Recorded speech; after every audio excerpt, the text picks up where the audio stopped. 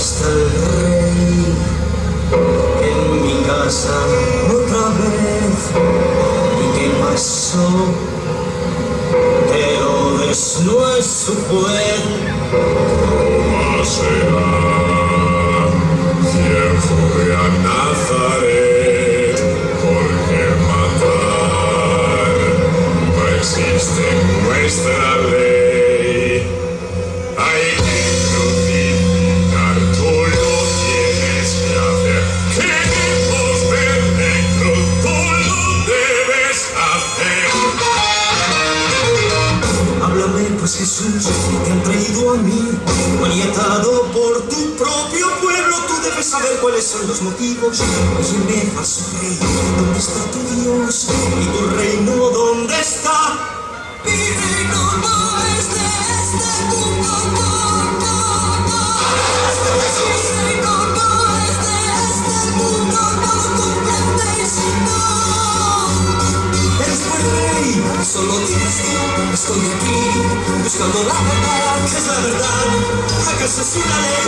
Es mi verdad, tu verdad lo es. Crucifica, crucifica. ¿Qué queréis? ¿Matar a vuestro rey? No van a rey que César.